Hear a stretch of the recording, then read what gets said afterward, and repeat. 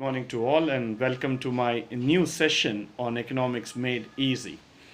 Today's topic is going to be on the interest rate cuts that are happening in the PF side, and also the interest rates coming down in terms of buying a home altogether.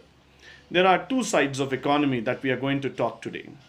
One side, when people have put their hard earned savings in PPF, and suddenly they start seeing that the interest rates are coming down in the PF because of the evident crisis that is going on.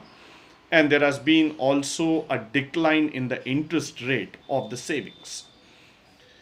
The other side, you see that the real estate sector is now getting really desperate and they have started selling their homes at a very cheaper price.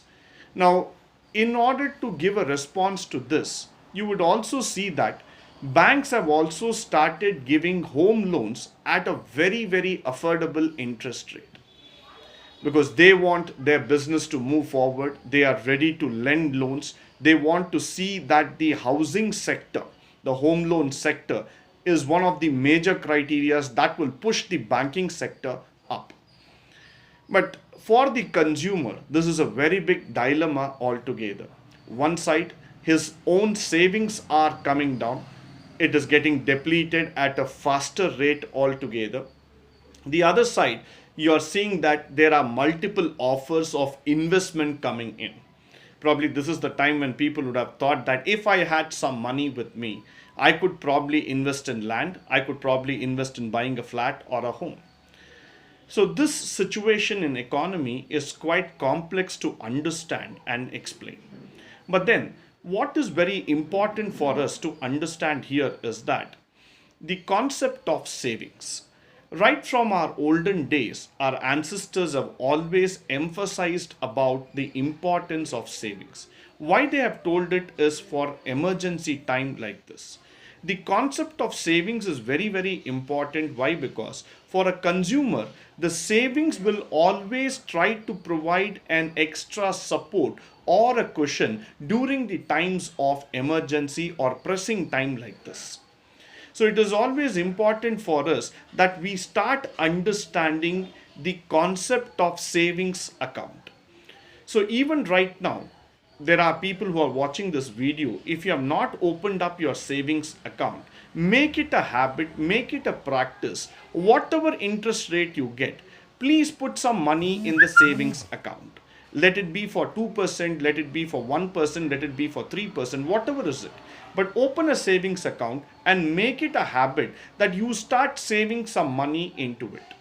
That money might not be a great amount, that money might not be a very appreciable amount altogether, but that will bring in a practice inside you which will help you to grow, which will help you to save for those rainy days. So this is why the concept of savings becomes a very important factor. Now, coming down to the home loan sector and the housing sector altogether. If you believe that you have some money and you can afford taking those interest rate and invest in a home, probably this would be the right time for you, because if you are now going to make an investment at a lower rate of purchase, you would be probably benefited in the long run. Hoping by the factor that the coronavirus comes to an end by October, November of this year, by the time the prices of the houses will again start shooting up. So right now, if you have the money, if you have the time, and if you have the energy to go forward and invest, this would be the right time for you to invest and take forward, because this asset will prove to be a golden asset for you in the coming years. This would be the right time to invest and see the investment give you higher returns in the coming years. So one side, as I have told you in my previous videos, though Corona has created lot of challenges for the human life, the other side that we need to understand is that there are opportunities for investment slowly coming up for the consumers, through which the retail inflation, through which the economy can be built back. So this psychology of understanding savings and investment is the most important factor in the economic situation today. Now, what are the other sectors? Sir, I don't have that much of money where I can invest on a home, or I can invest on a vehicle, or I can invest on a land or any other factor. I have a very small amount. Where can I invest and where I can start seeing some growth? You could probably invest that money on mutual funds and slowly allow them to grow for a period of time where you can see that the growth will start picking up. Now, again, when it comes to the concept of mutual fund, I will explain the entire concept of mutual fund in my coming videos. But then, mutual funds will start providing you that cushion, that platform where you can invest systematically and grow for the next 10 years.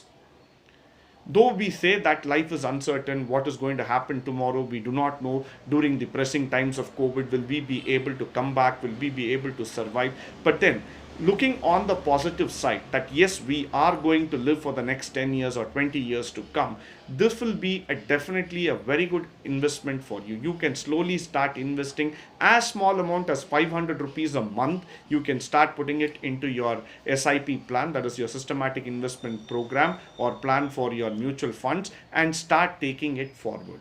Because this savings, what you are going to do, will give you a long time return and will give you the best return in the next 10, 15 or 20 years to come. So during the time of emergency, during the time of economic slowdown, it is always the savings that actually matter to you. Savings in any form, in the form of gold, in the form of land, in the form of cash, or in the form of mutual funds, are definitely going to be a wonderful option for every single customer in our country, for every single consumer in our country. Because in the long run, when you start analyzing the savings pattern, you would have understood, or you would have analyzed that without our knowledge itself, we have created some wealth. It might be in the form of liquid, or it might be in the form of immovable assets altogether. So this is the right time for all of us to start planning for our savings in the next coming years. So this economic situation is going to tell us what are all the options that we are going to look forward in terms of building up our savings capacity. Now, we all know that our salaries might have come down, our earnings might have come down, but with whatever amount you have, try to make it a point that you are able to save at least 1% of your income into some form of savings. It might be a fixed deposit, it might be a savings account, it might be a mutual fund, whatever of your choice. But please do make it a point that you get into the savings. Once you get into that saving psychology altogether, you will be able to propel and take it forward. So thank you, ladies and gentlemen, for joining me today on this wonderful session. I hope you were able to learn, you were able to understand some concepts today. Keep watching my video. Please do subscribe to my video channel. Every day we will try to learn something new and we will try to share something new. In the next video that's going to come tomorrow, I'm going to talk about the different types of mutual funds and why mutual funds become an important part of our investment schemes altogether. Thank you once again for joining me today. Have a good day.